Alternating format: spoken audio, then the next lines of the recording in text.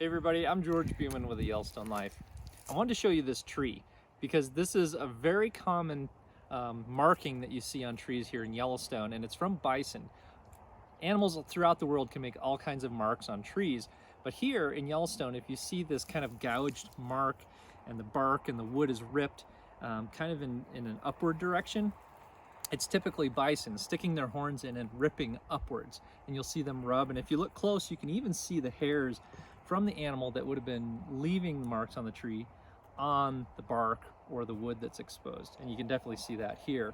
If this was, say, a smaller tree and you saw bark kind of sloughed upwards and then downwards, it's more often going to be a deer or an elk. They generally don't hit trees quite this big, although a porcupine might.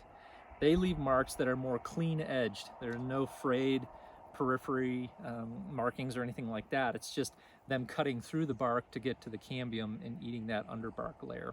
So check it out. If you're in wild animal country, look at these trees. They'll tell you a lot about what's going on along a travel route and in the lives of these creatures.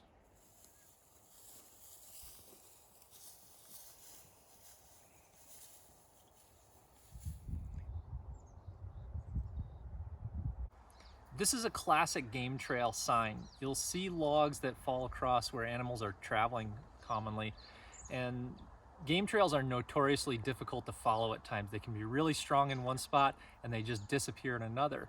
But look at this. This is a great indicator of where trails cross, because the animals are stepping over or tripping or kicking these logs as they go through. And if you look throughout the length of this log, you'll see that there's branches and other things that would keep them from traveling. But in the place where a trail crosses by or over a log, you're going to see in that spot a disruption that tells you, that's where they're going.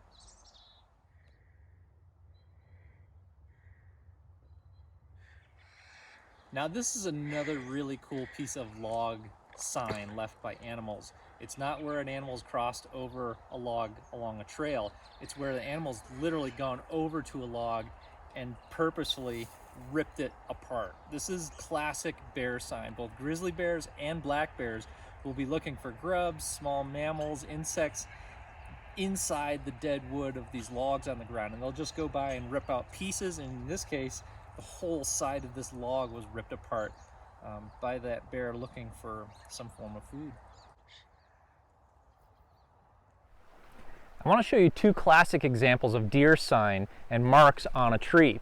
Now this one here is made by antlers, a deer rubbing its antlers up and down, scraping the bark off to leave a territorial mark.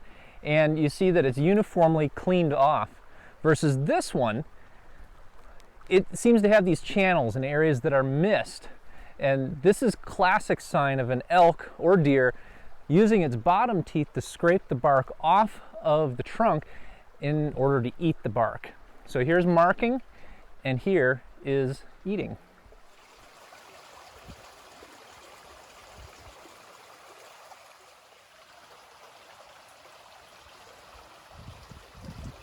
This is a good one. This is another type of tree mark, and look at it. It's different than that bison one where it was like ripped and gouged and there's chunks of wood sticking out. This is almost more in rectangular blocks, and it's up about head height. Now bison can get this high, but it's actually bite marks from a bear.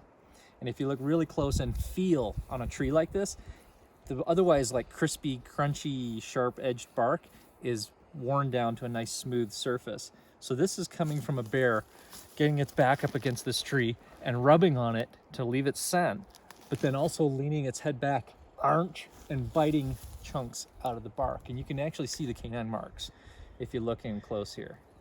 Really cool sign.